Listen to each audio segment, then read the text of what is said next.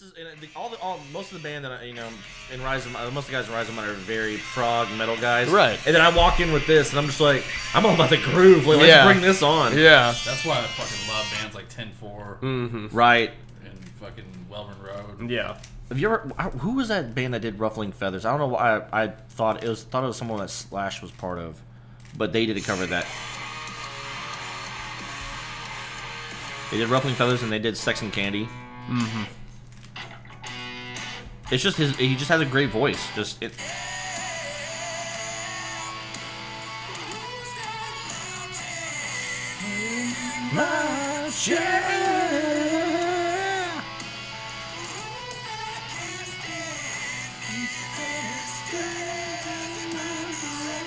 just bobs. Yeah. That's something I say a lot. I'm like, it just bobs. Yeah. It just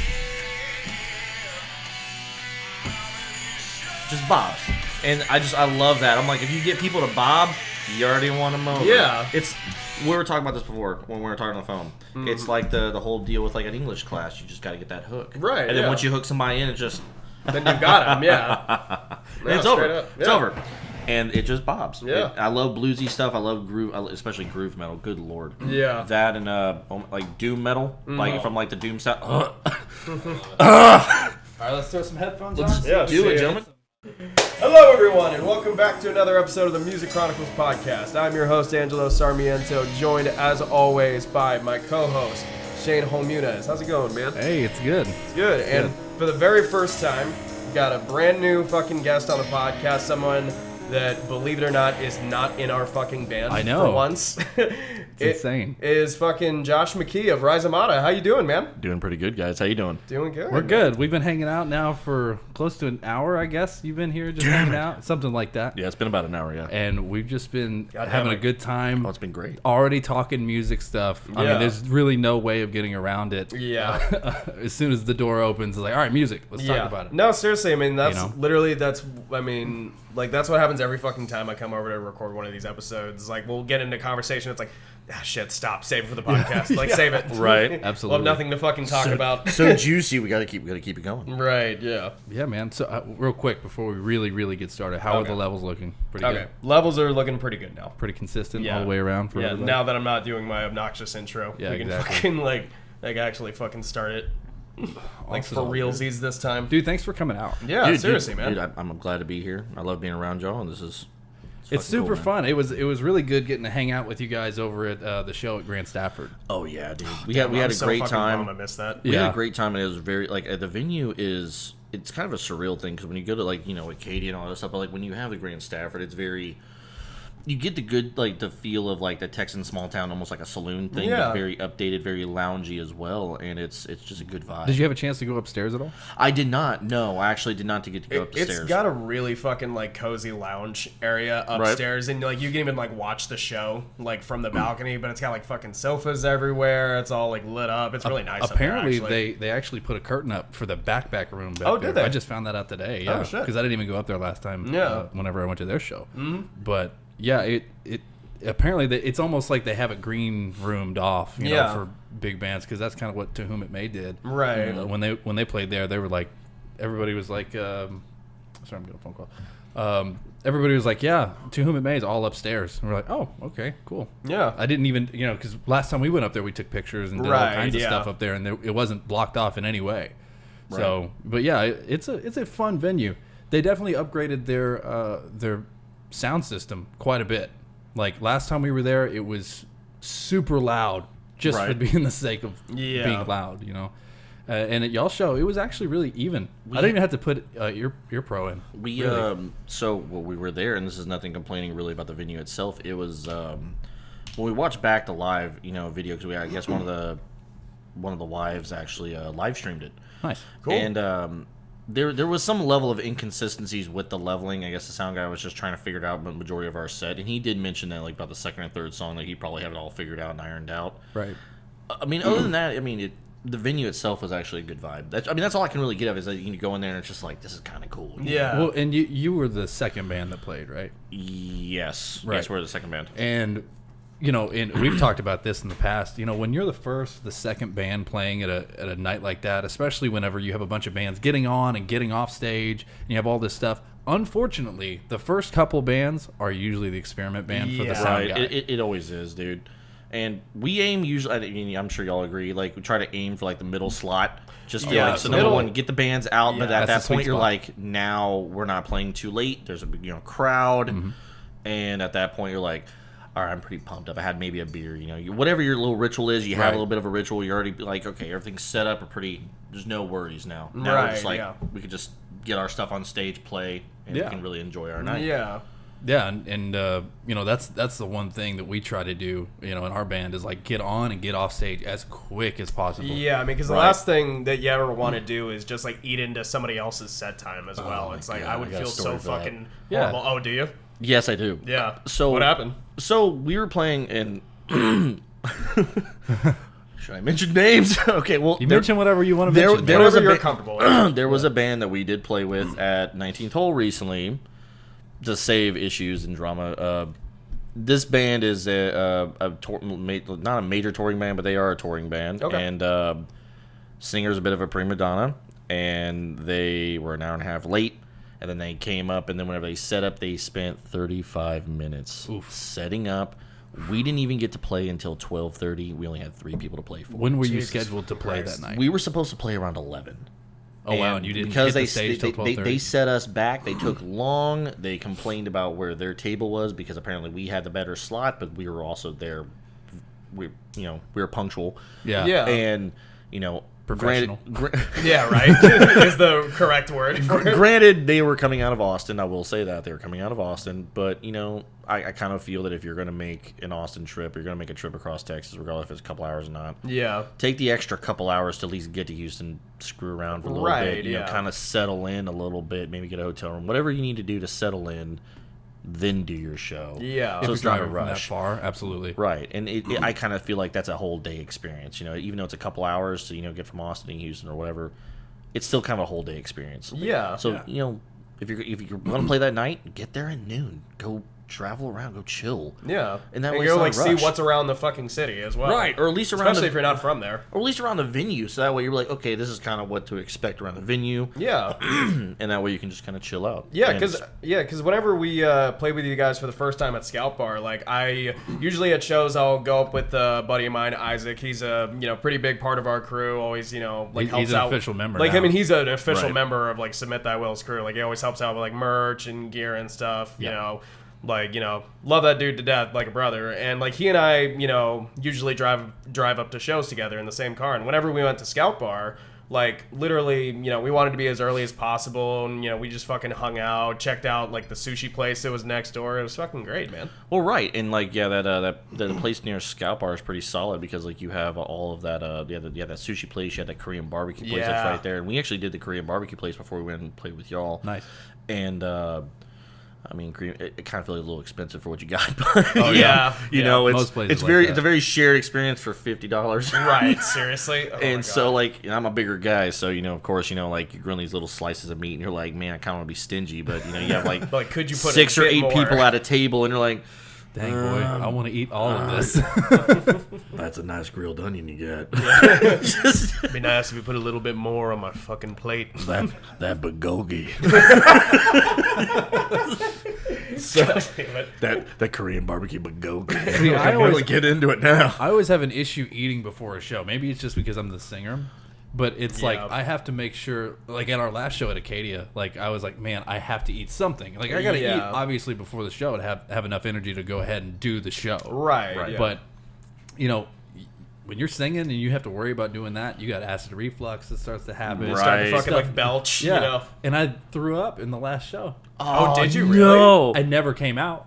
No one ever knew. But straight up, you're hearing it right now on the podcast. I vomited in my mouth at that last show because I ate too early. Yeah. And I was pushing so hard, Right. I'm doing all these screams. I'm doing big notes. Yeah. And it was, and then I had to worry about dealing with that in my throat for the rest of the show. Oh, that's right. fucking And you're over here trying to keep the sound, and you're just like, well, that's Now I heard the spots in the show whenever I rewatched it where I messed up. Yeah. And then But- you're like, oh, I taste it all over again. Yeah, exactly. But it wasn't something that threw anything off at that show. Now that's something I've learned from that experience. I'm not going to eat so soon before I get up there. Give it a couple hours. I need enough energy to get on there, do my thing, push, but to where it's not so much like ready to come back up. Yeah, I mean, the most that I ever have to worry about is just like not eating too heavy. Like, Yeah. just because, like, I just feel like it really, like, slows me down just, like, behind the kid, and then Really? I just feel, like, fucking, like, bloated.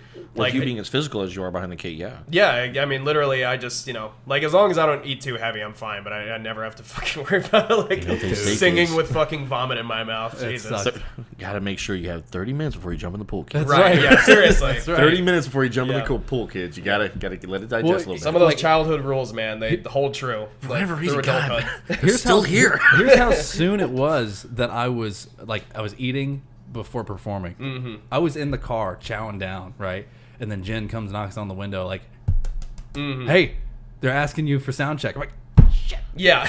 oh, hang on. Damn. Okay. I'm like, and then I have to give Josue the rest of my food. Oh, yeah. Right. Yeah. That man can dress though. I'll give him that. Every time I see him, I'm like, he is dressed for this, for him to jam. Oh, yeah. Every time. Dude, this fucking gauntlets and his Bro, fucking vest. I'm like, he's ready for fair, but he's also ready to slay dragons. We're Oh, ready that's right. to do it every time, and I love it. Gotta give it to him every time because y'all show up and it's like, guys, y'all, just chill and everything else, and then as soon as y'all get y'all's war paint on, it's like Yeah, we're man. fucking ready to go. It's like we're here to Something fucking go. switches. Yeah. Something switches. Oh, dude, and that's a good thing though. And of course, Andrew, dude, he is such a solid guy. I got to mention him. I love mentioning him because he's not only a sweet man, he's just a good guy. He is a gentleman, and on top of that, he's just I love his bass. Who doesn't? It's a conversational piece. He was right? a bass player. I would hope so. Oh my Yeah, I mean, God. that fucking Tobias, like, holy shit. man. fucking Well, but no, while he's talking his Jens Ritter. Oh, yeah, that's true. Yeah. yeah, dude, and of course he takes pictures with it, and he's gonna hear this and he's gonna be like, that son of a bitch. But that's fine though, man. I'm coming for you, Andrew. We're gonna have some stogies. We're gonna chill out, bro, and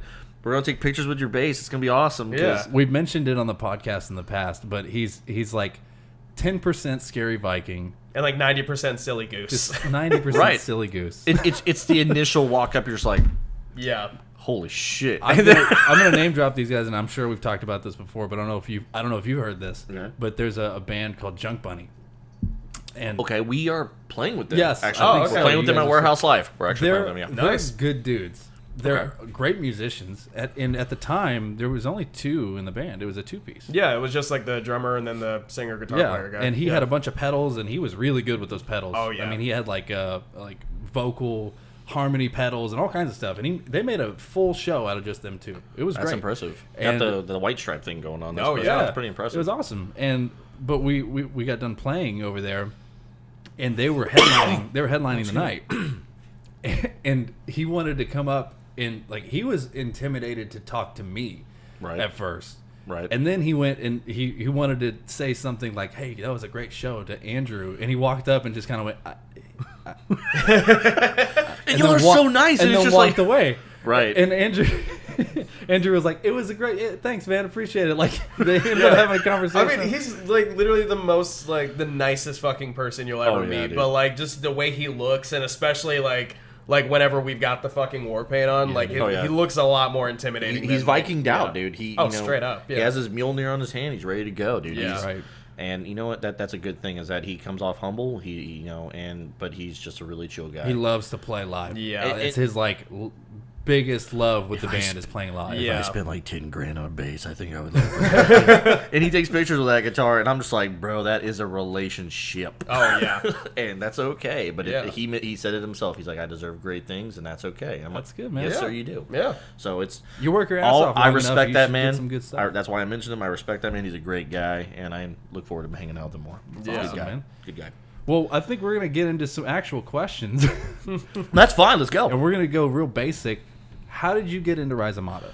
So Rhizomata started with myself, Cameron, who's the lead guitarist, and Elliot, our drummer. Okay.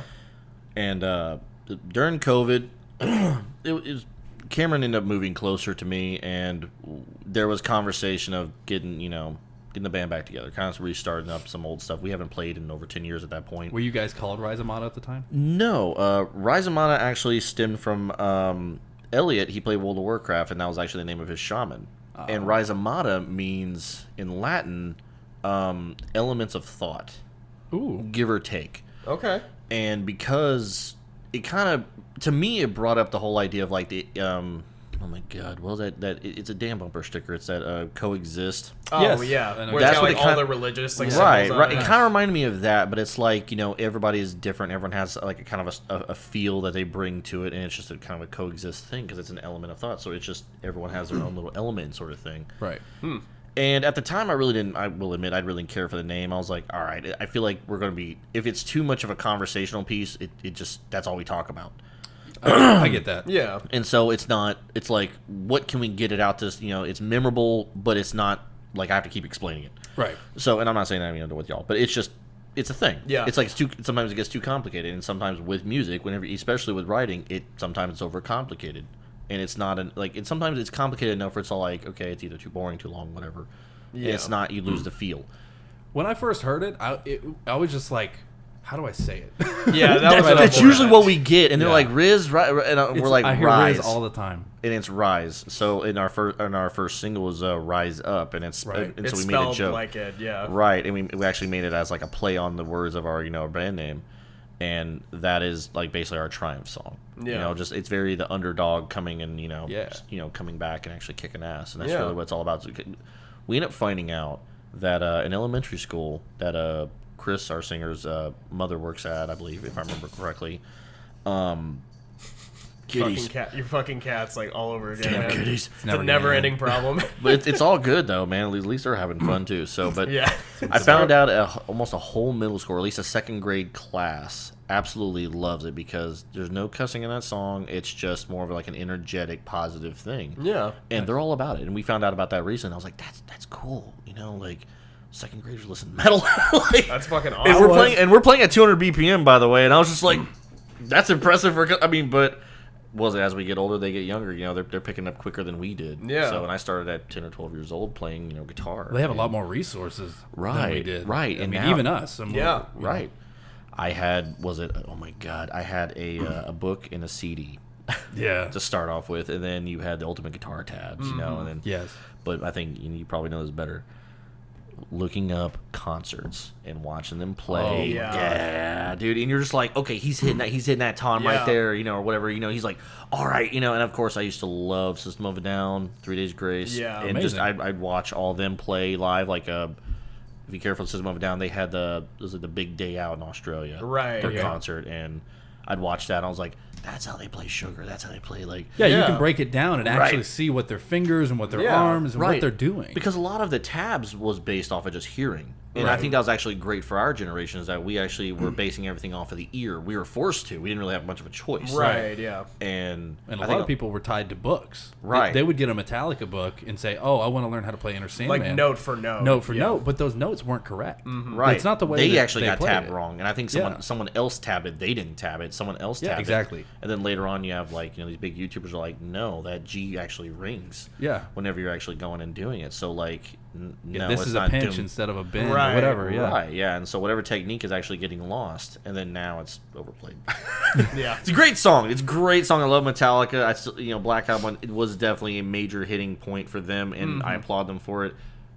It's funny. It's it funny is played a lot, though. It's funny that it got brought up because I was watching a video today about Virginia Tech. They have I think it was their basketball game or something like that, but they always play that song, and it's like a big staple. Like, Yeah. Right. everybody wants them to play that song. It's like that's what gets the crowd hyped up. That's what gets and it really helps the players win games. Now I could be wrong if it was basketball or another sport, but Right. but yeah, it was apparently it was like they wanted them to have like even playing field with this like neutral game with this whatever rival that was coming to their place, and they were told that they would be fined if they actually played that song. The fuck? Really? Yeah. And Really? So you know what happened? What? The crowd chanted it. Oh, They see, that's sang good. it. That's good. That That's shows not only awesome. true fans of not Yeah. only Metallica, but of like, Yeah. the Of event. like their traditions Yeah. as well. Right. It's like, no, this song will be screw heard. you guys. We're gonna do our tradition. We're gonna Right. do it the way we've always done it, and we're gonna hype up our team. We know it's gonna hype them up. Right. I don't know who won. I didn't do enough research on that, but but I mean, like being in a band, and I'm sure y'all would agree, if y'all actually had a big song at that point, because we were talking about that particular band, which I think we should bring up in this. Go ahead. Earlier about Nickelback, we were talking about that earlier. Yeah.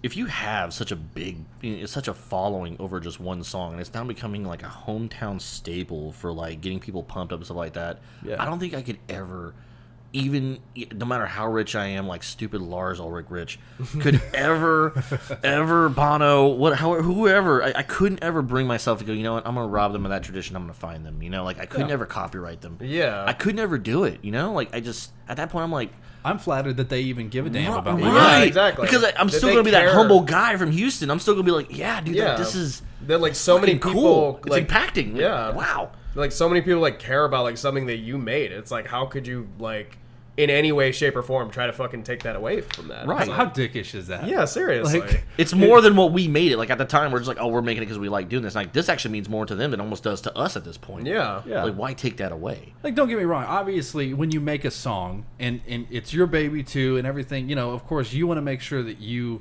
have a somewhat of a say as to where that thing goes, right? But if a pop culture thing starts to pop up that you really don't have control over, Right. and you try and take that away from people, that's not going to work out in your favor almost any time. Yeah. No. You know if what I anything, mean? It's going to backlash, and then that's, you know, and if you want to keep good publicity, sometimes it's better just to take the L and just let it go. But at the Right. same time, if it's a tradition, that inspires more people to want to be a Right. part of and listen to it, and they will seek it out. And if it's something good that, you know, people will seek it out and they will find it, whether it be food, music, it really doesn't matter. They will seek it out and they will enjoy it. Yeah. And so these kids, you know, or like, you know, whoever these people are doing, you know, they're all about it.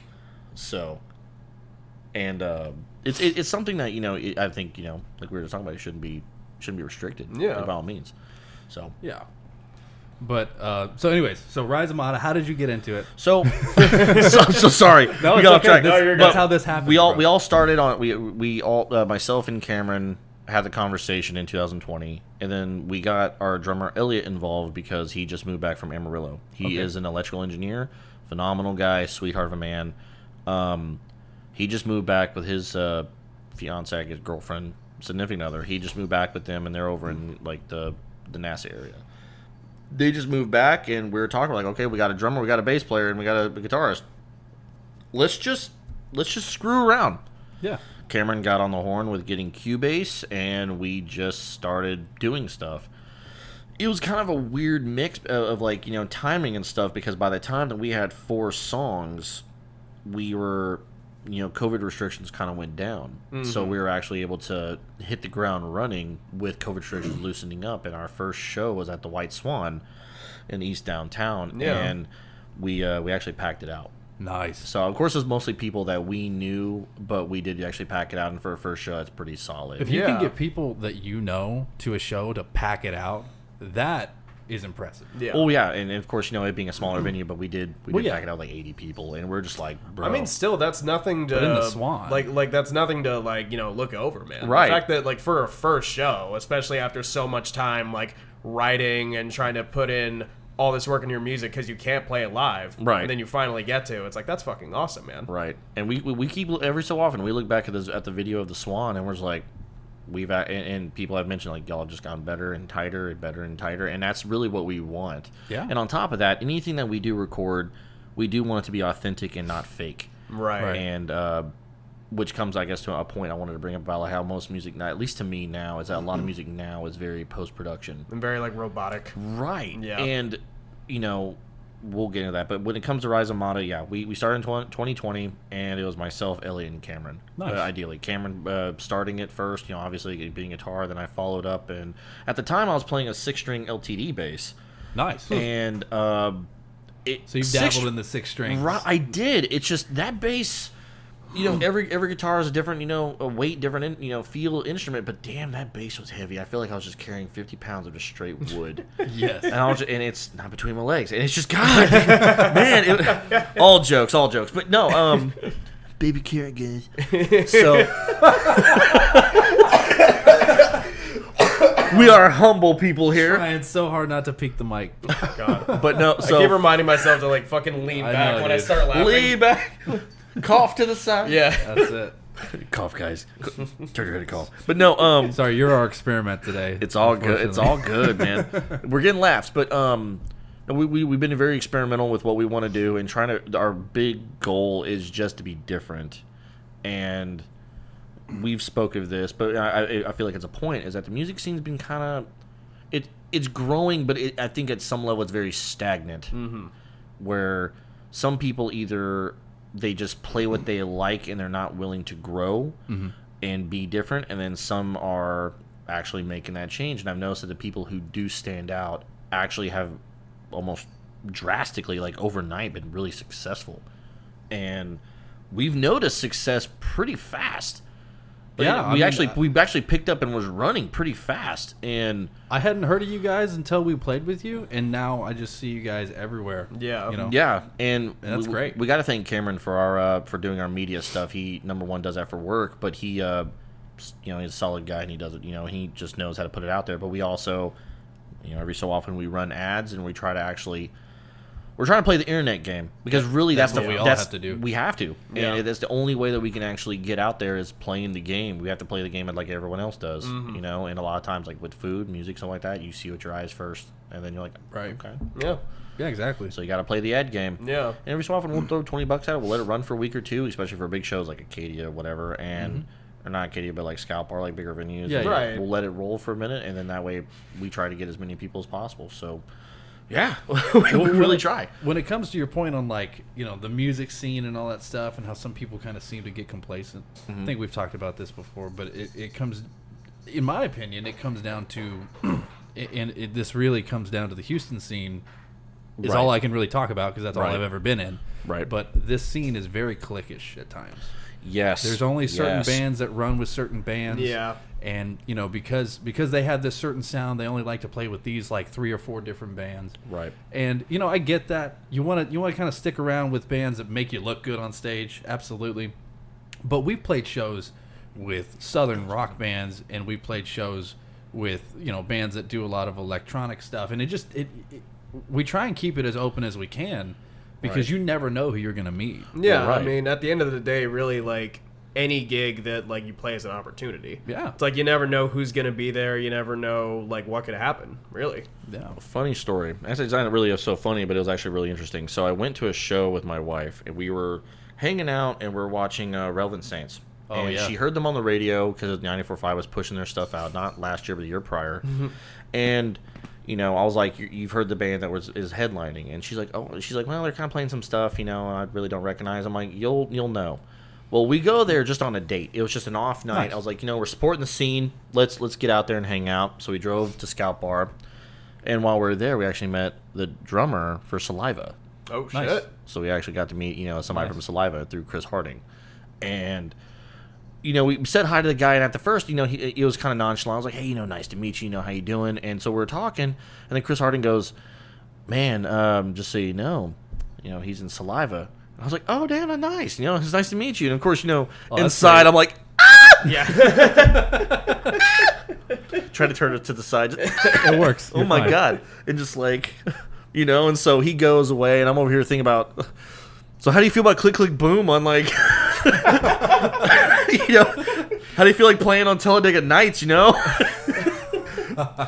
So I think it's cool that you didn't know who it was when you first walked Right. up to him. So he didn't get this initial like fangirl, like, "Oh my Yeah, gosh!" Like you I actually was got like, I to need to talk to you. You got to break the ice first, That's Right, nice. and the thing that I was trying to take away, and like at the time, I was like, at the end of the day, people still people, Yeah. and they don't always want to have people up their ass. Like they're coming to like a random, they're coming to a pretty well known venue in Houston, but at the same time, they're just trying to chill. They're Yeah. staying in the back, trying to Right. not, hey, I'm not trying to go up and shake everybody's hand Right. and say, "Hey, I'm the drummer for Saliva," blah blah blah. Like he's just there to enjoy his time. Exactly. And so I met him, and I found out that he was actually scouting Affinity Falls at the time. Nice. So, for what I understand, then came from it.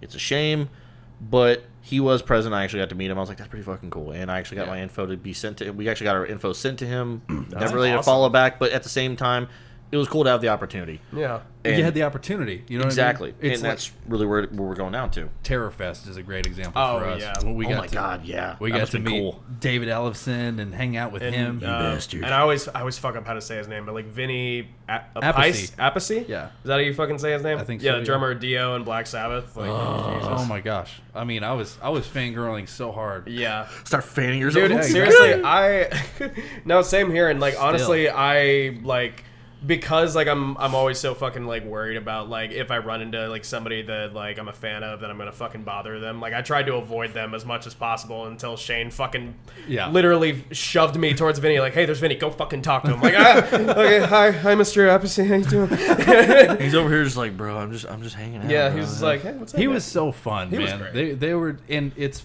it was a first year event, and so there was a little less of a crowd than I think everybody was expecting, or at least whenever we were there, it wasn't like it was just flooded with people. Apparently, they came in and out. Yeah. And so he had a lot of downtime, and so there was this one. I was over talking with David Ellefson and my wife, and we were all just kind of hanging out. And he had his booth. Vinny had his booth like a row or so down, and he saw us over there just hanging out talking, and he was like bored.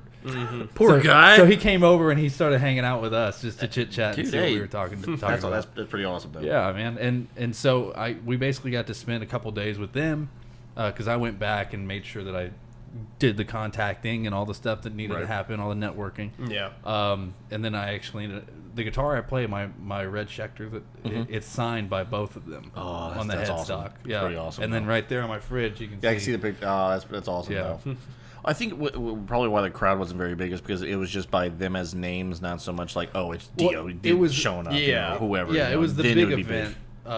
Which, by the way, rest in peace, Dio. Yeah, right. Absolutely, man. Yeah, Legend.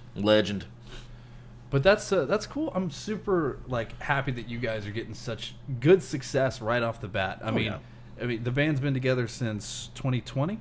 2020, we started really pursuing getting out there late 2021. Yeah. So yeah, it was late 2021 we got Chris, and then we started. Well, yeah, almost. We've been doing shows for about a year and a half. See, that's great. So how did you get together with Chris? Like, did y'all know each other before? No, we man, dude, like Craigslist, Craigslist? and putting ads out, man. I believe it was actually Craigslist, and we found Ellier, I believe, the same way. Oh, yeah. And yeah, it's just we Cameron put the hook out there, Nice. and it's just that's what we end up pulling in, and we're actually very blessed to have at least some decent, pretty good talent. I'm not gonna say decent. I'm not gonna be that guy. We could all be better, and I can definitely be better. But we're blessed that we've actually found people that meshes well together, and that's very hard to find as a good synergy in a group. Right, yeah. And enjoy each other's company and all that other stuff. So We got him from an ad. Yeah. and there's nothing wrong with that. Like it's just what it is. But I mean, don't go to Bandcamp. No. Good No. God. Facebook actually provides. It really actually does provide. There's actually some genuine, decently good people out there. Just you got to find them. absolutely. You know, So- I was surprised that we clicked as quickly as we did. Oh, we yeah. got you in. Because we found him on a, like I said, it was an ad, but it was like almost a sticky note. Right. It was basically a fucking homemade flyer that I made and put around a bunch of guitar It stores. looks like the Zodiac Killer, but it's still thoughtful. Yeah, exactly. It's like a bunch of Cutting glued out. on like magazine letters and fucking gluing it on together with a picture of a really shitty looking drum set. It's really first drum set, act. but it just says, "Will you be friend?" Will you be friend? It just said his influences, basically. Yeah. I mean, hey, That dude, was that's all it enough. takes. That was enough. But it was a genuine flyer, and that's I Oh, think where yeah. it really sticks out. That's what I would take from it. Like, yeah, they actually took time. Yeah. It wasn't just like some shitty note or something like that. It was actually he actually took time. Yeah, because I wanted to, because the thing is, Submit Thy Will is my Jeez, first man. band. Like I've never been in a band before this, Right. and I just wanted to, find people that were fucking serious. So I'm just like, well, where am I gonna find musicians? Guitar stores, like. Guitar Center, man. Yeah, and Guitar Center, It's I hung funny up how that here works and with Guitar Center. I've actually met like crazy cool people at just Guitar Center, just messing around. Mm-hmm. Unfortunately, Guitar Center does not have the stock that I would like. Right. Tell me about it. I know, Lefty. No. Tell me about it. I have such a hate relationship with that place. Hello, I cannot my old friend. stand it. Stands in the shower, fully clothes on, just just head against the wall, just contemplating. I mean, hey, you fucking chose to be left-handed. I don't know what the fuck is wrong with Oh, I can't say he's wrong. I mean, Right. everybody was telling me, you're holding that thing backwards. And I was a smartass. And so I would just like flip the strings towards me. I'm like, I don't know what you're talking about, man. And they're like, I hate you. I hope you die. It's like, hate don't you. be such a smartass. I hate you. But you know, it just made more sense to me, man. It makes way more sense. That's where all the complicated stuff is. I'm Artistic right-handed. expression should not be restricted. There you If go. if it's comfortable, You hear that just Guitar do it. Center? It shouldn't be restricted. So fuck off. Shouldn't be restricted to right hands only. How dare you, Yeah. Jimi Hendrix? You bastard! Just to throw the name out there, you're all like selling Jimi Hendrix shit, but you can't sell the guitars left-handed. Please, just Posers. give me something. Please sponsor me. Yeah, right. I'm kidding. I'm kidding. Oh man, that's funny. Funny enough, by the sponsor of Guitar Center. Right? Oh my god. Oh God, that'd be terrible. It's funny. You mentioned earlier. Elden Ring, I saw it. Oh, yeah. Dude, I love Elden Elden Ring all the time. Oh, it's so good. Should be as good as it is. I know, it's crazy. Yeah. It's a huge game. But you said something earlier about you were like, oh, I don't want to say decent players or whatever. But, you know, and we were just talking about this before. You know, I just saw a thing. It was an article. Once again, it was from James Hetfield. Oh, okay. Um, I think I know what you're talking about. Yeah? Yeah. what am I talking about? You're talking about like in James Hetfield's like opinion of like him and the band. Everybody in Metallica are like very average players. There you go, yeah. But like, you know, the whole point of it is like even though they're all average separately, together they come and they make Metallica. Yeah. Like one of the most fucking iconic bands ever. So we you read know? the same article. Yeah, pretty much. I'm sorry to disagree, but Trujillo is fucking mental. I know. I was no, literally that was mental. literally that was my first fucking thought when I was like maybe 3 out of 4. No. Well, like I'll get. It's like Hetfield. Like I'm not. And it's nothing against the Wah Master himself, but Yeah, man, Kirk dude, Whammett. like, wham it, bro. He just, damn it, wham it. But No spit takes. No spit takes. Okay, I'm good.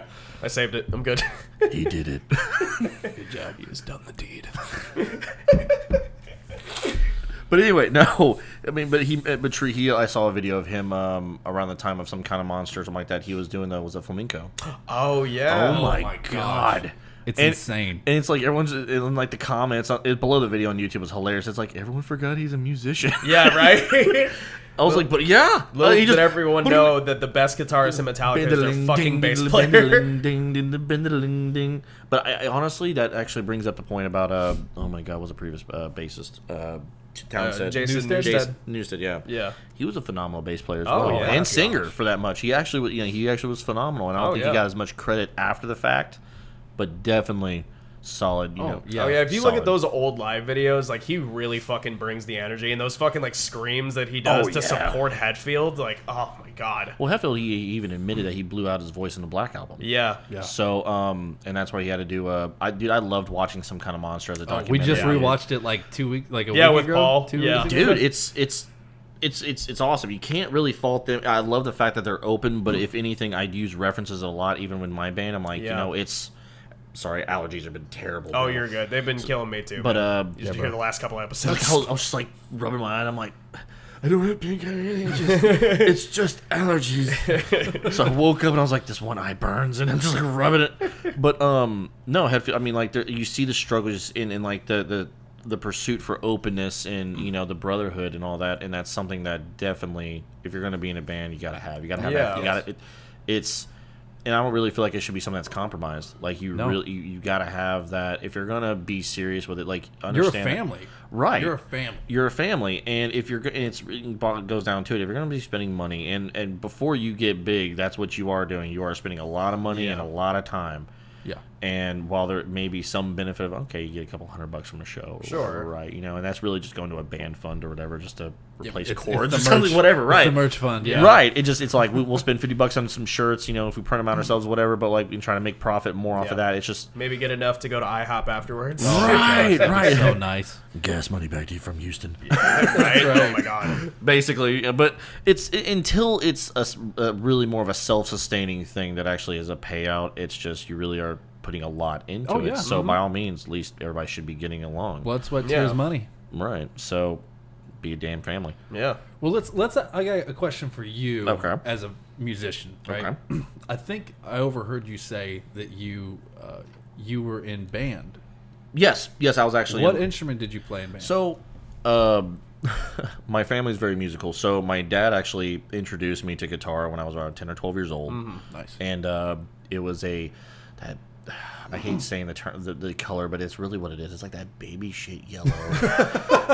It's that Fender Strat. I mean, like, you are a dad. You would know. right? You know better than us for sure. But I mean, you know what kind of it's not like this Laffy Taffy yellow. Like it's that 1960s 70 yellow Telecaster. And really looking back, like number one, that was an expensive ass guitar. Yeah. Second, like that guitar really is probably other than the Stratocaster, is probably the most versatile like guitar you could ever really learn on, and it's for everything.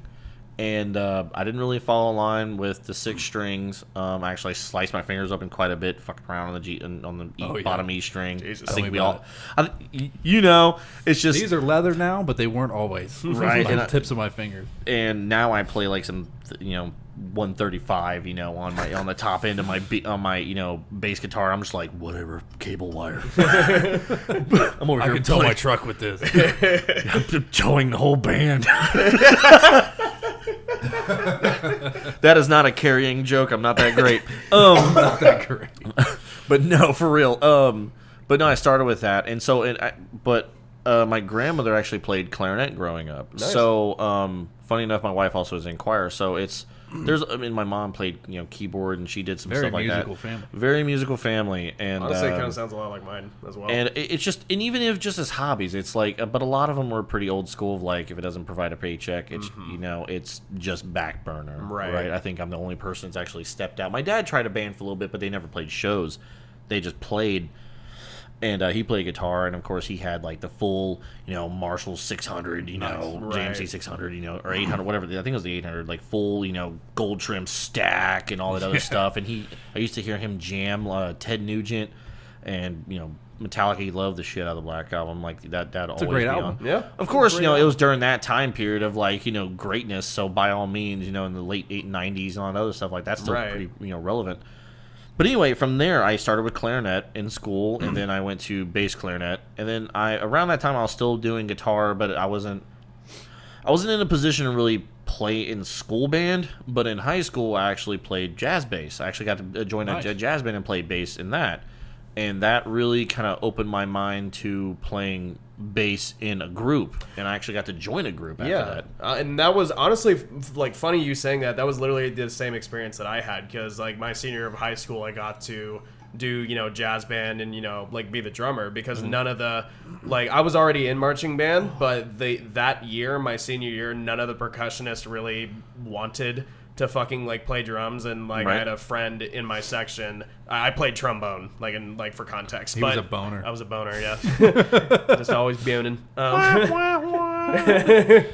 Yeah, but Derek's gonna love that. yeah. That one's for Derek.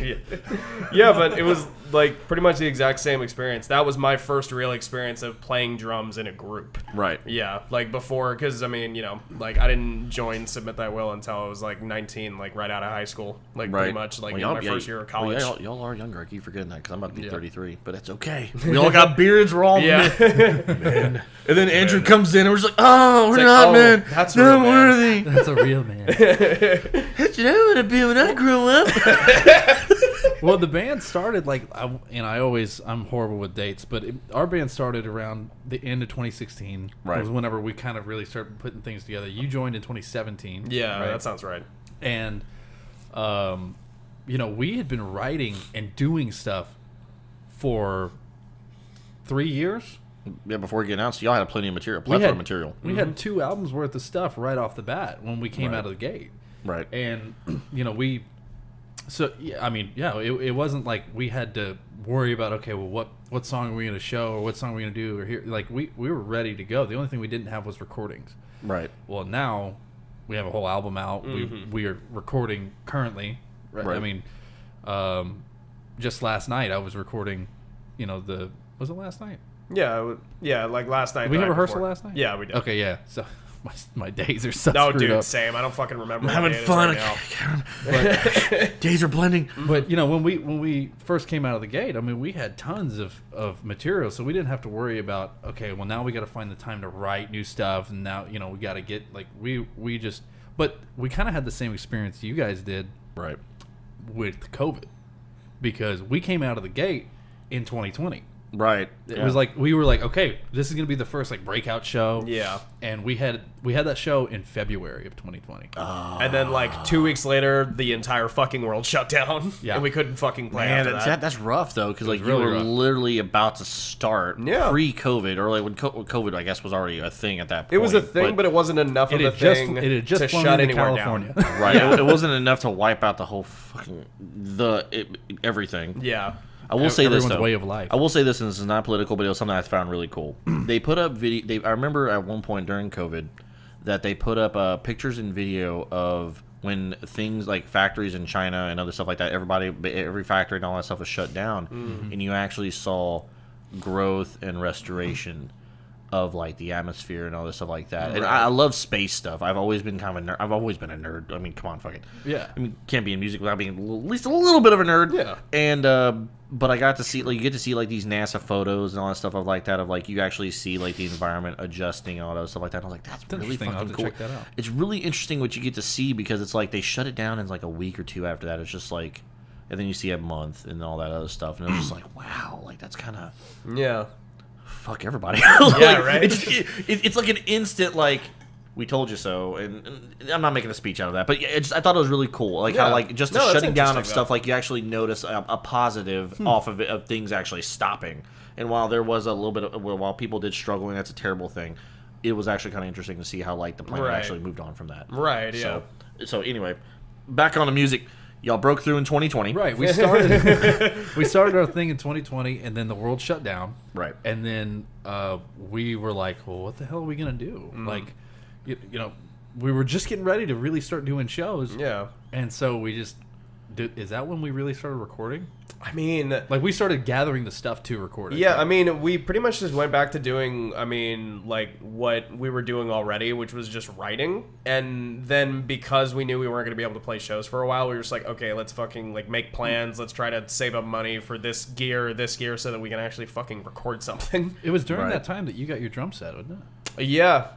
Well, actually, no, it was like right before. Oh, that's right, because we were still at my apartment. Yeah. Yeah. Yeah. We recorded a couple singles in my upstairs apartment. Yeah.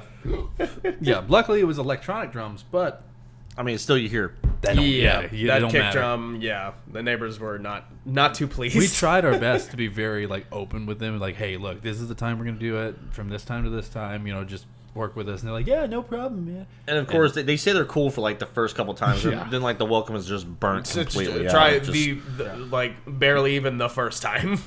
right after a while, they're just like, all right, y'all are like double bassing this thing a little too much. Yeah. Like, quit the 16ths already. Yeah. Gravity beats are a little too much there, bro. Like, Gravity stop it. That's Stop- it. Dude, I fucking wish. Jesus Christ. Right? Giving You me were way getting too much close. credit. What's the one you can do? The diarrhea blast? The diarrhea. But yeah, I mean, that's like the first one everyone learns. It's just like a triplet, you know? It's just like There you go. And there you go. You heard it here, Joe. More than I can Heard it do. here. Yeah. You heard Angelo's diarrhea right here on the podcast. and it won't be the last time. That's for damn sure.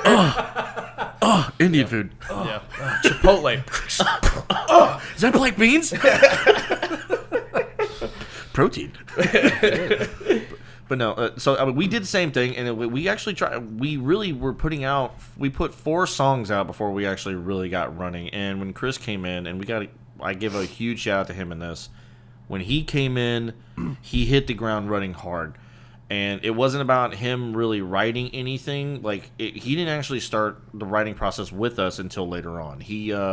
But as soon as he came in, he's like, "Okay, y'all got 4 songs, let's do it." And then we basically not so much chop and screwed, but we're like, okay, we recorded with some things longer than others. That way, like, solo is a little extra longer, like another 30 seconds longer or whatever, however much time. Yeah. A lot of stuff is, longer just to allow an openness for lyrics, and then we'll just cut and adjust after the fact. There you go. Right. That's cool. That's a good way to do it. And so that way there's just an openness. It's like, okay, this is the full idea. This is not a concrete thing. This is just whenever lyrics are filled in, we can adjust accordingly and make it solid from there. And that makes it to where whenever you guys do that and you have enough material to go, okay, I know we're gonna cut this solo, 4 measures or whatever, right? We're gonna cut it back so that way we can open it up for the singing.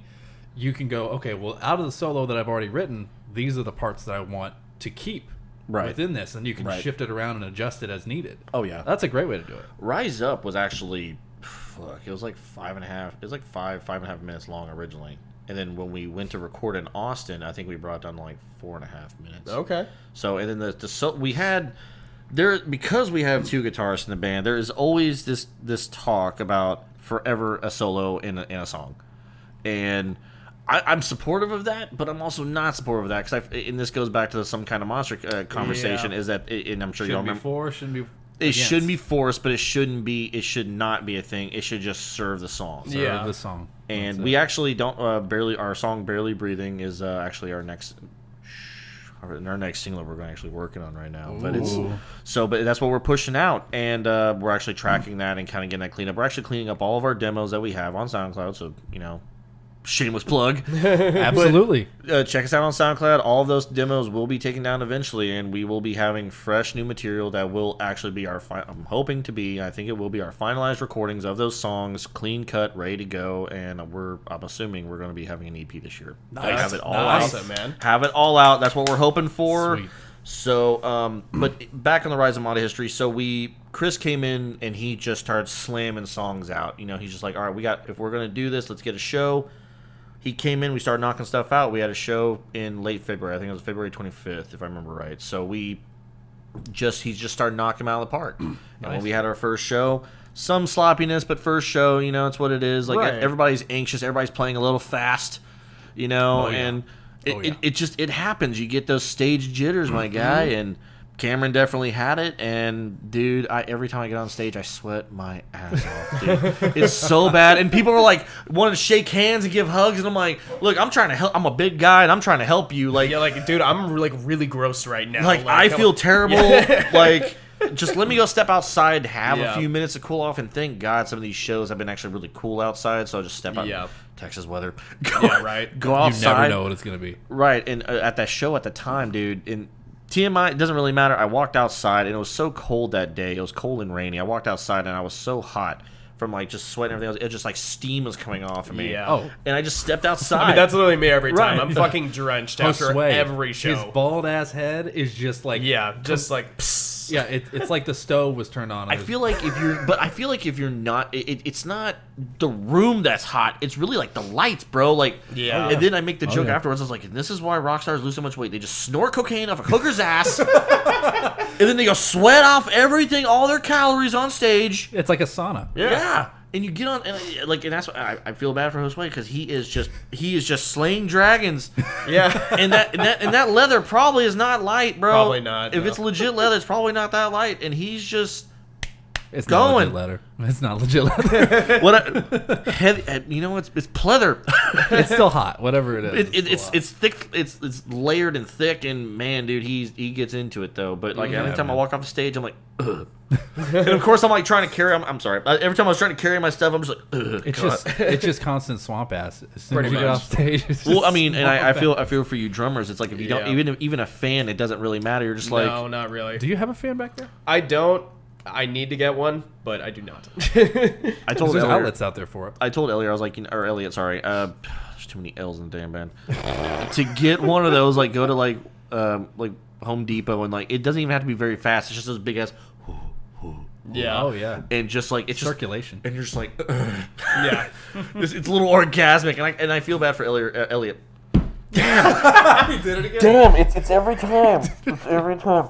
But we actually keep our little jam room. Our jam room's like a 12 by 12, dude. It's for 5 people. Ours is it's 12 small. by 20. Yeah. It's kind of small for 5 people. For 5 people, absolutely. So, and Elliot's kid is actually fairly big. You've seen this kid. Yeah. And I told him I wanted him to get some rotos. Yeah, he is. I wanted him to get some rotos, and he's actually very humble. And I was like, I love the sound of rotos, just and just like really get into it. And he's just like, man, I really don't want to build it that much. And I was like, just get a cage, my guy. And he's like, but it's just a whole thing. I'm like, dude, just put it back of a fucking U-Haul. Just you don't even have to take it apart. Dude, I kind of feel that though, because like I'm not gonna lie, like there are some shows where like I feel like my drum set, like even right now, is like too fucking big. Right. And like for years, they've always like fucking teased me and like about like get more floor toms. Dude, you should get a second kick drum. I'm like, I fucking have a double pedal. What the fuck do I need a second bass drum for? Like Elliot said the same thing. It does look it's cool. not functional, but Elliot actually got triggers recently. Oh, did he? Yeah. Oh shit. So, continue. I'm so sorry. No, you're good. No, you're good. But the thing is, it's like, I mean, triggers would negate this problem that I'm about to bring up, but like I'd have to be like really fucking accurate and make sure that each kick drum is like tuned the exact fucking same. Otherwise, it's gonna sound off to me. Get good. And it's just like they actually have a drumming program called Get Good too. Yeah, they do. Yeah, just get full mapped out, bro. Just get GDD. good drums. Yeah. Right. That's that Matt Halpern shit. Fuck yeah. I don't think I could ever be a drummer, only because I would be all like, you know what? I'm gonna be really dumb and I'm gonna get a big ass gong. You could definitely be a drummer with a big ass gong. Yeah. Oh, dong or fucking gong? John Bonham style, man. I probably heard it wrong. Did you say gong or dong? You can do whatever you want with that dong. Oh, man. Yeah. Yeah. Hell yeah, boy. Hell yeah, brother. 316. Welcome to our podcast. I would like to be back. I'm gonna try to behave. Absolutely. but no drums, but all that stuff. But like when Elliot, oh damn it, our drummer, poor Elliot. God. He's a great guy. I think he's a phenomenal drummer. He's actually very critical on himself, and he strives for perfection. That's how you know a good musician. Yeah. When you're critical of everything that you do and you want to pick it apart and you want to make it better, Oh yeah. that means you're a musician. You're not just somebody who plays an instrument. You're a musician. Right. Yeah, I mean that's the same reason why like we try to watch back our shows like as much as possible. Oh, I watch it all the time. Yeah, especially right before a show. I watch them. Dude. Oh yeah, man. You're analyzing. You're studying. You are doing your homework when you do that. Yeah, stuff. right. You're going, okay, this worked. This absolutely didn't work. Or I'm going to change this. You know, there's this little thing for the song we have. It's Hunger for War. Okay. Whenever we do right before the breakdown, the da da da Yeah. da da, you know, you do that bell. Mm-hmm. During that bell, I do this little head whip, like hair flip, and I've done it at 2 shows consistently now, and it works every time. But I did it by accident at Wildcatter one time, and it was one of those things that I pulled from whenever we. It might not have been Wildcatter, either way. But I pulled it from a previous show. I was like, I like that. How did I do that? And I literally stood in my front room and I whipped my head around to try and do the same thing. No one was around. You know what I mean? It's the same thing. I knew you fucking practiced those hair flips, you fucking diva. No, I'm kidding. That's I practiced a joke. one. I whip my head back and forth. That's all it took from that. But it's the same thing as like standing in front of your mirror. Oh, absolutely. You know what I mean? Oh my Like God, yeah. I still do whole concerts by myself. Yeah. Of my favorite songs that are playing. You know, like after I get out of the shower or something. I'm looking in the mirror. And I'm just like, I'm practicing my craft. Right. Even that aspect of it is important. Right. I mean, you don't want to just stand there and just do the same thing over. I mean, look at Andrew. I mean, Andrew is Oh yeah, he's all over the fucking one stage. of the best performers I've seen. Oh, he definitely brings out his personality on stage. You can tell. I mean, he's everywhere. And my favorite part about being up in the front and doing that, and especially being in the middle, is I can turn, to my right, and there's Andrew, and me and him can do our thing, and then I can turn around and go to my left, and me and Josue can do solos together, especially like during Y'all's my harmonies are curve. fucking mental, dude. Thank you. God, I appreciate dude, that. y'all got some sick ass harmonies, bro. It sounds great. And then I have just enough room to stand up there and hang out with you Yeah. during like the beginning of like intro or something Yeah. like that, and we can do the solo together. Like it's so fun, Yeah. the dynamic that we're able to put on stage, and it's just the fact that we're putting out the energy that we feel on stage to the crowd, because Right. that's the whole goal. Well, you have to. Yeah, that's what we're doing all this. You put the energy out, and then they reciprocate, and then you feed off of that Yeah. to keep it going. And it's a perfect cycle. Exactly. Yeah. Got to. Exactly. I told the guys as a joke, and I think y'all have had it too. That one drunk guy. That there's always that one drunk guy, and it's like sometimes you may not have the whole room, but you have that one guy, Yeah. You and feed you off of him. follow. You Yes, fucking it's laser that focus in on one him. guy, and you're like, we love you the most, This and whole we're show- gonna follow. Yeah, It's for you. The whole show is for you. Now you're it. And actually, funny enough, I actually watched this documentary, and I will bring this up a lot. I actually watched a documentary about the great ZZ Top. There you go. Yeah. And they mentioned how they played in one show. I think it was in Alvin, Texas, and I think it was in Alvin. So they're in Alvin, and like ZZ Top, and they come out, and there's just one guy, and he didn't even know what the hell was going on, and he was just like, he was about to turn and walk away, and he's like, no, like stay, we'll play the whole thing, and they played the whole set, and at that time they bought him a Coke. There you go. And he kept going. They never found out his name, but he always was at their concerts. Wow. And it's just, you play for that one guy. Yeah. Always play for that one guy. Always play for that one guy. Man.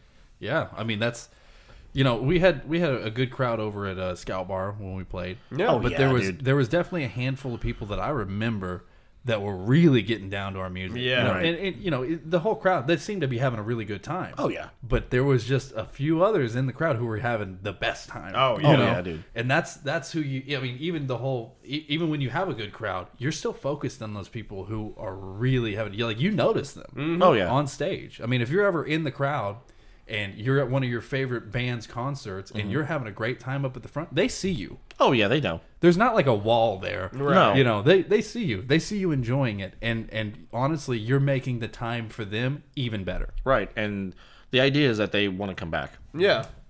You want them to come back to your spot. You want them to come back. You want them to enjoy it. Mm-hmm. And so it's supposed to be an enjoyable experience for everybody. So what's your favorite song to play?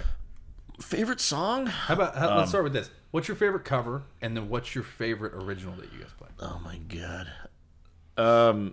Favorite cover that I've personally played that doesn't have anything to do with Rhizomata is actually, I love it. It's one of two songs that are my favorite. It's either Chop Suey or Animal I've Become by 3 Days Grace. Oh, that's a fun one. We've kind of diddled with that. It's interesting because it really just.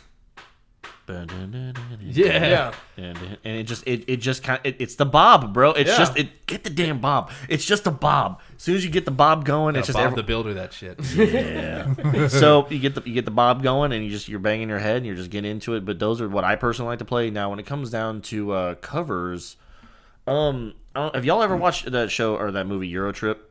I've seen it. Yeah. So I've seen it. there's I don't know if you have, but No, I never have. whenever you get the opportunity. In fact, before I leave, I will show you this song. It's there's a song on the movie called "Scotty Doesn't Know." Okay. I've heard that. Yeah. And it's a fun song to play. It's very, it's crude as hell. Yeah. But I actually found that to be really fun, and it's just more just a fun factor. But I actually do enjoy playing the Killswitch cover that we had. Which one was that?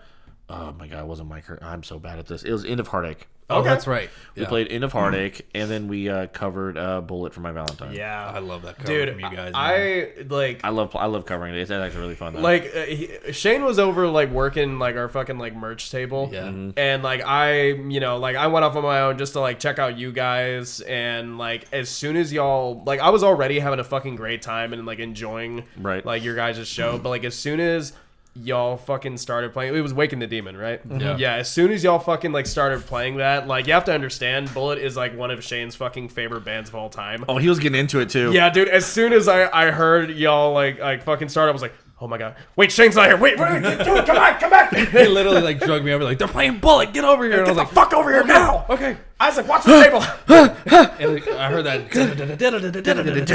I was just like, okay, we are in it. Yeah. Let's go. And dude. I was singing every freaking word. Cameron is our lead guitarist is a huge Bullet fan. Oh, yeah. And so much so, a lot of what his shape that he keeps on.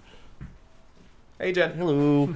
Is mostly what he plays. He actually, I think he sticks more to metalcore than anything else. But he's also a huge Paul Gilbert guy. Okay. So but anyway, yeah, it seems like that was just a definite song that he wanted to cover was a Bullet song, and Chris has always favored Killswitch, and I like both. Yeah. Hang on, we're gonna take a quick second. My wife and Josue just walked in. Why don't you come over here and say hello? Hello.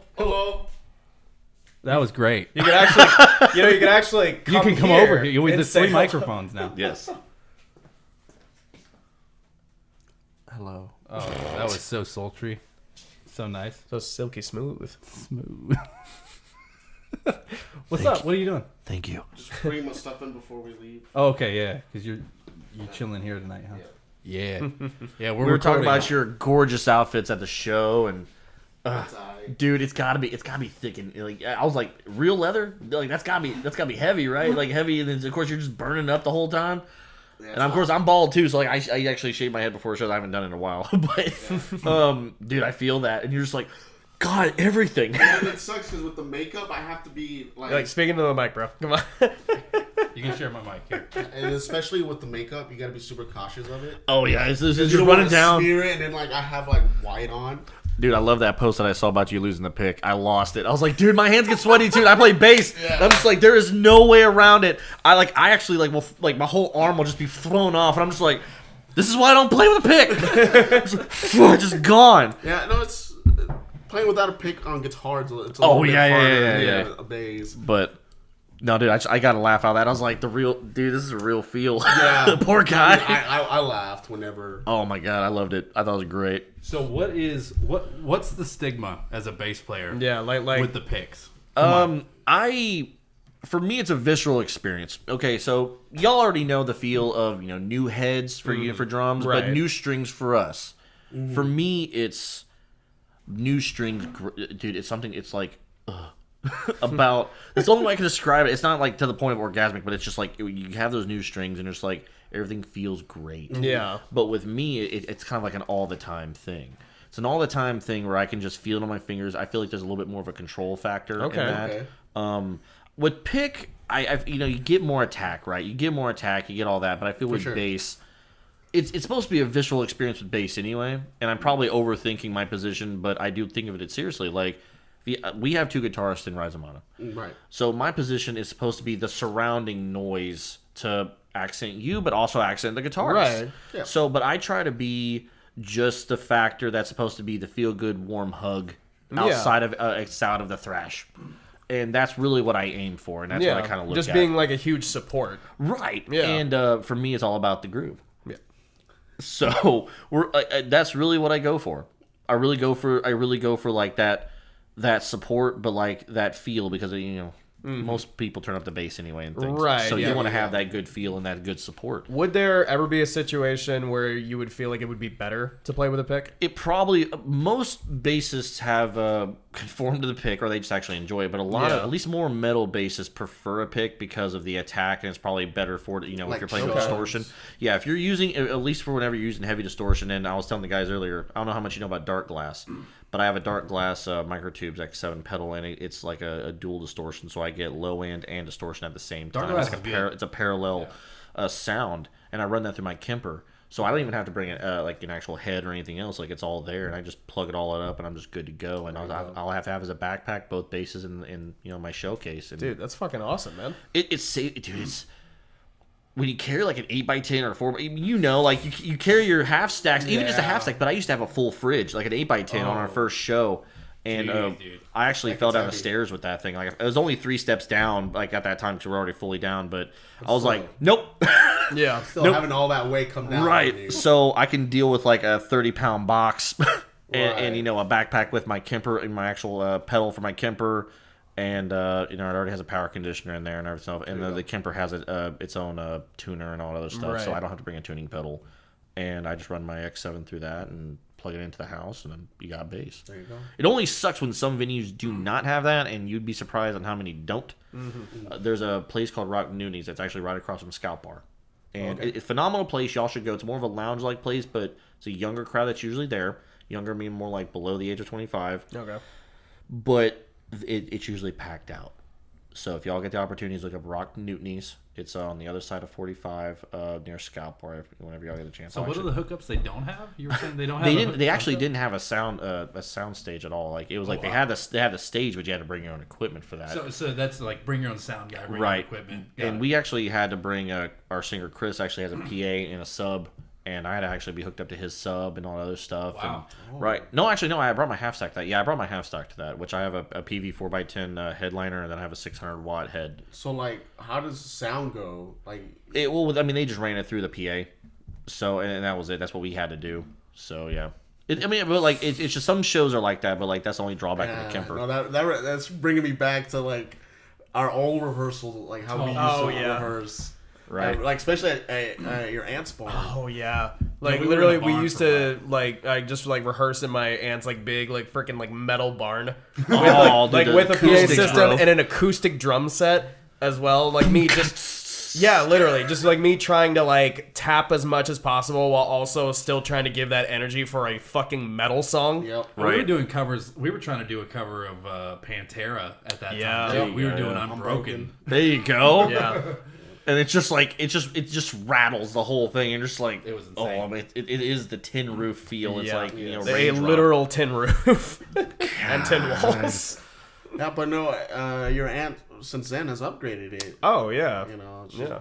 there's been talks about going back over there and playing a little show there. Oh, dude. I mean, it's all fucking I mean, have I shown you the pictures of it? I haven't seen any pictures. Dude, okay, I'll have to show you here in a bit. But yeah, dude, they fucking redid that whole thing. It's practically it's a new fucking building. Straight up, it's Yeah, fucking I've awesome. only seen the little what's it called? The little centerpiece that was. It's not a kiosk. What? Is it a kiosk? What are you talking about? What? You say? Is it Jesus. inside the building? No, not inside the building. Outside in the backyard. And is it a gazebo? Yeah, the gazebo. Yeah, battery. He said kiosk. Battery. It's like, no, it's not. It's like that's not the right word I'm looking for. Right. Yeah, the gazebo that's back there. Because I forgot for what reason we went over there, and they were still working on the barn, but. Oh no! Dude, I bumped into that so many times. I know you. Yeah, my battery is running. I feel that, bro. Yeah. Walked through. I was like, dude, I just walked through chilling. Bull in a. Bull in a china shop. Yeah, man. But no, I love seeing y'all play. I love what y'all's guitar work and harmonies, bro. You're singing, bro. I love hearing it. Yeah, I don't think just, it's gonna y'all got some reach. great stuff. Great, solid stuff. Is that all we have? Wait, could you bring that extension cord over here, and then we can plug the headphone splitter into that? The headphone splitter. Well, is your laptop running out of battery? Yeah, my laptop's running out. I was at full battery before we fucking Damn, how started. long have you been going? Hour and 20. I'll wait to. And we're finally back. Okay. After many technical Huge issues. fiasco. And, everybody's in the everybody's gone to the bathroom, had drinks, we're all good now. Let's continue. We almost lost the whole podcast. Yeah, for real. But we're good. We're here. Anyways, so we were talking about one thing. We're just going to move on to That's another fine. thing. That's That's fine. just how this works. Yeah. Because we are not professionals. At all. We're here having a good time, having a good conversation with Yeah. great company. Anyways, so Here. this song that you were just talking about, "Darkness" by Disturbed, right? Yes. I was telling you that me and Josue, we actually do an acoustic rendition of that. Right. Has Rhizomata ever thought about doing anything acoustic? There was probably some level of conversation for it. I actually brought up playing Nutshell by Alice in We Chains. love playing that. Yeah, we've jammed that a few It times. is Never not for only a show, it's but it's a deep song. It's something that people would I want if there's anything that I have brought up, and 9 times out of 10 when this is brought up, or actually 11 out of 10 really at this point, is that I've brought up about having ballad, have our Nothing Else Matters, right? There you go. And everybody get your phones out, get your lighters, Yeah. Really, I guess at this point, everybody just get your phones out and just Right. Yeah. let's just have that sway. And I think Nutshell is a really powerful song, and something about music, at least music, in construction, where it starts with an acoustic and there's some singing. While we're metal guys here, I will bring up a band that's actually not metal at all, and it's Hinder, and they do better, Love 'em. better than me. How it kind of starts kind of somber and subtle, Yeah. and then it really crescendos, and then there's just this just powerful emotional punch, right? And something like that is, I love that, and I feel like it really has a gravitas and really brings people in. And it's just another hook, right? Yeah. It's another way of really drawing people in. And You want your show to be a journey. You Yeah. want it at the end of the day, we're entertainers, right? Yeah. So absolutely. we got to be entertaining. We got to actually Yeah. bring another way of doing that, and I feel like that is a really cool way of doing it. Not only that, but it shows restraint on the guitarist. They're just playing that. Yeah. Yeah. You're staying. You're bringing that connection to the crowd, and you're like, no, Right. I'm here with you right Yeah. now. This is just you and I. They are not. Yeah. You at this point would be, Shane, just be like, here, this is me talking to you about this. Right. Yeah. Absolutely. And then when we come in, we're like, all of us, what doesn't really matter what band we're playing, but we all come in and we're just like, here's the rest of us to continue telling that story. And it's just a powerhouse and a punch. And if you can land it right, I think you actually have something special. We did a cover a while back, and we haven't done this cover in a long time live, but Black Hole Sun we did for a while. And Chris is actually a huge Soundgarden guy. He loves Chris Cornell. Chris Cornell. He's an amazing singer. And for me, I was like, I love the whole aspect of the song in general, right? But that song starts out with me on the guitar, right? And everything builds from there, right? But with our show's format right now, and it's been working, and if it ain't broke, don't fix it, right? Right. People are still very entertained by it. We do about 15 to 20 minutes of just no holds barred, in your face, heavy music, bashing you over the head, for the first 15 minutes of our show, right? Before we ever give you the audience a break of anything. Right. All of our songs will flow together. They all, we think very methodically on, okay, what song's going to go next after this one, and how does it go from this song to this song? So whenever we get there and we finally let the crowd breathe a little bit, it's usually us just kind of, getting ready for the next song, and usually that song will bring it back down a little bit. Right. Give them a real experience. Now the song might pick up. It might just be a slow intro, kind of like My Curse is a good example. It's got really nice melodic guitar stuff that's going on in the beginning, but it picks up really pretty quickly. Yeah, exactly. It really gets into it. It picks up, but it was just enough. It was a little sprinkle of something different. That's why we love Commandant, that song I was kind of showing you a little bit of. Right. There's a finger picking part in that song. Like, we bring it way down, and in the middle of the song, it feels like a completely different tune. Yeah, right. I literally had Derek ask me one time. He's like whenever he saw us over at PCFF, right? He was like, "Is that the same song?" I was like, "That's one song." Mm-hmm. And it's not that it didn't. It's like, oh, it was so jarring. It was so like not together. He was just like, wow, the fact that you guys put that whole piece together and it flowed the way it did, right, is what he was kind of talking about. I was like, oh man, I appreciate that, But Josue just walked back in. Hello. Closing the blinds, Hello. Giving us the vibes. I'm already really pale. Just save the sunlight, man. So I already got the vitamin C and D just from the drive. And I got tinted windows. But I think song construction and how it set it up for the show is definitely important, because that's what people actually are getting probably more of than just the songs themselves, is the whole journey at the end. Right. And that's what we've been kind of jumping back and forth, and we kind of kept with Barely Breathing as our initial thing to kind of really get the energy up. And and we were talking about this earlier, but I wanted to bring this up. It's it's not only keeping an energy, but we have noticed that we are probably the harder band at mostly every show. Yeah, and we're okay with that. Thing. Yeah, and we played a show at our first show at 19th Hole. We had almost like a karaoke guy up there. We had a really chill, almost like folk level, kind of chill indie band. We had we had we had a rap guy there. Yeah. We had a bunch of different stuff there, and I actually really enjoyed it, because I was like, it's a neat vibe when it's a bunch of different genres and there's that mutual respect amongst all of them. Yeah. And we played and we had fun, and everyone enjoyed us and we enjoyed them, and it was just really cool. That's what I'm saying. It's like, if we take ourselves out of we are a metal band, we only play with metal bands, right, I'm a robot, blah blah blah, and stay out of the cliquey ideas. Restriction. Yeah, it's restricting you, because our first show that we played was at 19th Hole. Yeah, right. And that one of the bands we played with was Rotary Phones, and those dudes are awesome. Right. And they're great musicians, but they're a completely different style for us. Right. And the fact that everybody had a good time that night is what we left happy about. Yeah. It wasn't like, oh man, I wish we had more metal bands. It's like, dude, did you hear the Rotary Phones? Those dudes. Yeah, they killed it with that fucking cover of Santeria. Oh my gosh. It was fucking Dude, had everybody in the bar fucking singing along. It was fucking great. Everybody's just leaning. Yeah. And I was a bit nervous because it was our first show, but I was still, even through my nerves, I was having a great time with it. It was awesome. That's really what matters. It's just having a good time, and then the networking. Right. And that's really what you want to get out of it. And we didn't win walking, and we were disappointed in that. And I guess really to kind of put it on the cosmos, it's just we kind of felt, and just put it as a personal perspective, that the rule book was kind of It really was more of an afterthought. So if y'all do it, just know that in that is that they'll send you the rule book about what you're required to do. It really was kind of an afterthought. I'm gonna be honest with you, man, and I'm just gonna straight up say it. I am not a fan of Battle of the Bands. I don't like. We aren't either. I don't like them.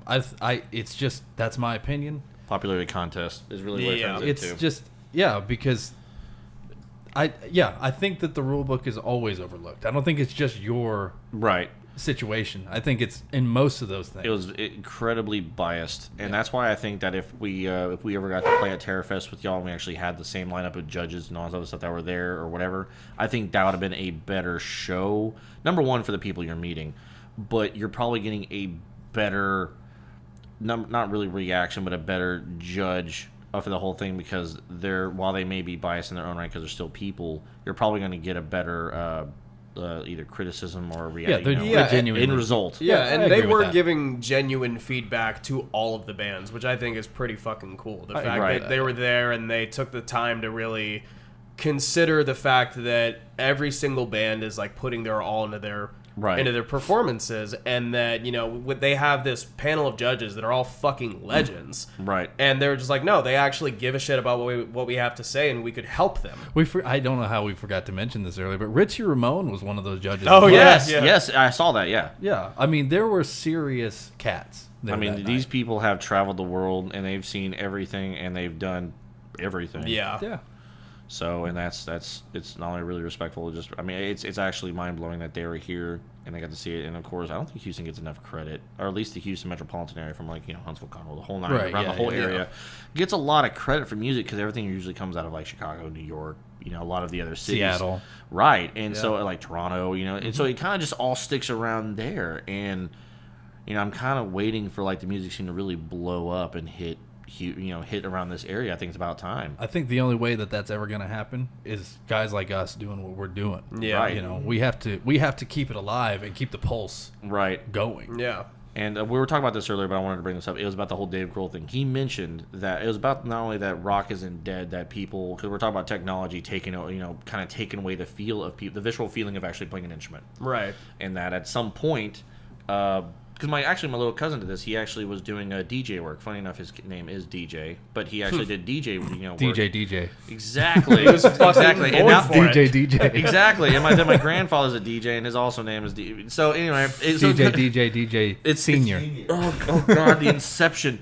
DJ squared or cubed at this point. So the cubed of DJ. So anyway, but he's over here. Like I bring my bass guitar over, and I have my my amp, and I had this little Behringer. It was like a 110 whatever. Yeah. And I had it, and it was before I got my half stack. And he's all like, I can literally play anything you play right now. And I was like, bullshit. Like I've been playing for like 15. At the time it was like 15 years, and I was just I've been playing 20 years now, so it's a few years back. I was like, bullshit, dude. I've been playing this long. You ain't got nothing. Oh, just for conversational purposes and for jokes, doop doop doop doop doop doop doop doop doop, whatever, and bing bing. He did it all, and I'm over here just like, why did I even do all that? What did I put all this work in for? Right, and it was actually a very defeating moment. But if anything, it made me want to play better, because I was like, what I took away from that, I was all like, it took the soul away, so now I need to bring the soul back. There you go. And I need to keep the soul alive. Mm-hmm. And Dave Grohl was talking about that. He's like my daughters, Violet, and all that. And he's like, and just people, they'll always find their way back to like the Beatles. They'll find their way back to AC/DC, the in the '60s. They'll bring them back to Eric Clapton, Stevie Ray, and then you start getting into Stevie Ray and Jimi Hendrix. They'll bring it back to those original guys, Aerosmith, Dio. Talk about them. And they'll keep coming back because those are what people. It's simple, but it's also good. Real, right? Real, and it was real at its time because they didn't really have a choice to be real. It's either you were good and you did it, or you didn't.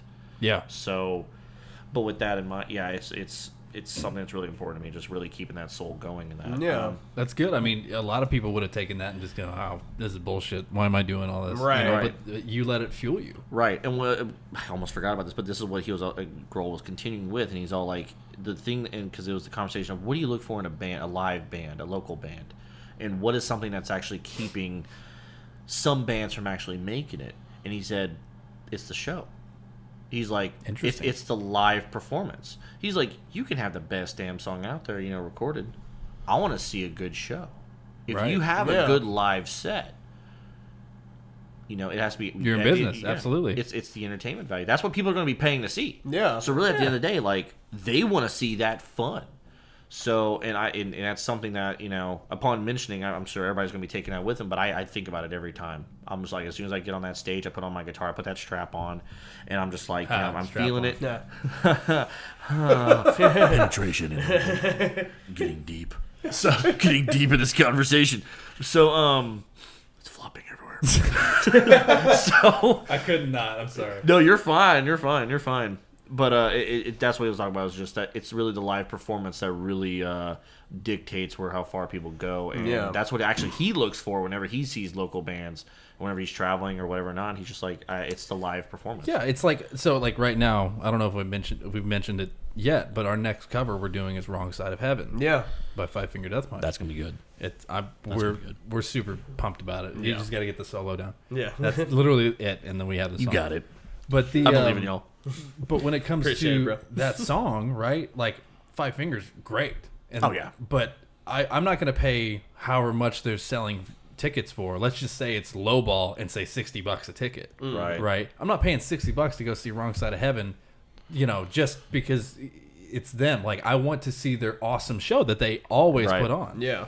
I'm there to see the performers perform. And if I just wanted to hear the song, I'd sit in my car and I'd listen to the song. Yeah. That would be it.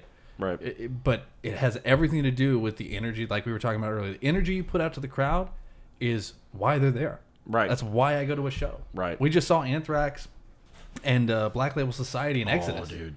And Zach Wild's a trip. Oh my god, dude. It was incredible. It was and I'm now a huge fan of Exodus, which I had not listened to them previously. He's like, no. Well, it's like I got business to take care of. I got to stretch and walk. Mama's home. Look at my butthole. Typical cat fashion. That's right. Oh yeah. That's right. I'm an You know a asshole cat and likes you you will look whenever at it just my asshole. presents itself to you. Mm-hmm. It just Right. stretches out, just like. Oh yeah, it's like I've been graced with a cat. It has happened. Content, y'all. Love Oh it. yeah. Oh, absolutely. I'm here for a good time. That's right. So I mean, we got let's be real. The real stars of this show are your fucking cats at this point. It's Costco and Bullet. Like just straight up, just Costco and Bullet. If whoever's listening to this is actually, a good person at all, you're be detriment. How dare you? If you're listening to this, you're definitely heathen. Then you're probably like one of us, and you probably walk in the house and you see a kitty or a puppy or a puppo, and you're just like, oh my god! And then you just come here. That is the focus. And I was telling Shane that I was like, I am so sorry, but. Yeah, I'm gonna leave be me petty. alone. I gotta touch your Gotta cat. have a moment with the cats. The right. cats are awesome. Yeah. So, but anyway, Dave, thank you for coming out. And dude, hanging out with I'm us having today, a man. blast, bro. Yeah. Having a blast. This won't be the last time we have you on. for Yeah, sure. definitely. yeah, No, dude. I I'm mean, having a blast. yeah, no, seriously, the feeling's mutual. We've had a blast fucking having you here, and honestly, it's like, I'm not gonna lie. These past couple episodes, and we've talked about it. We've already discussed. We've already discussed it at length, but like these past couple episodes, it's been difficult to keep it to even to bring it to an hour.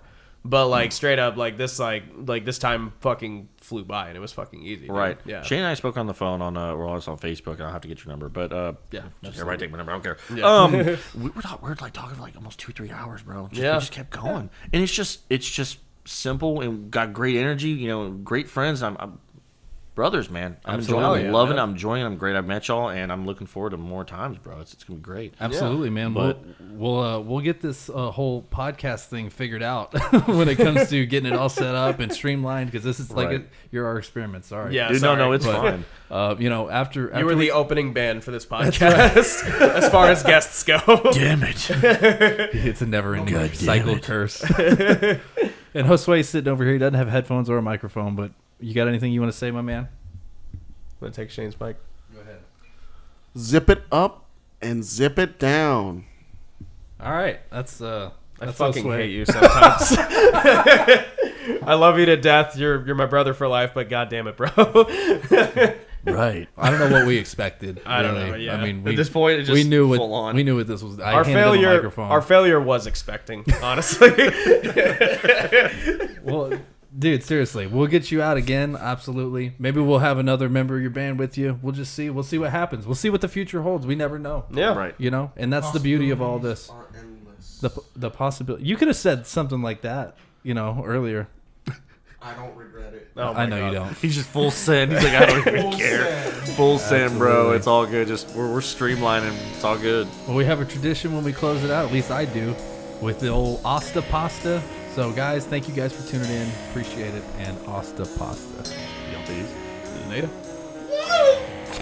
There we go.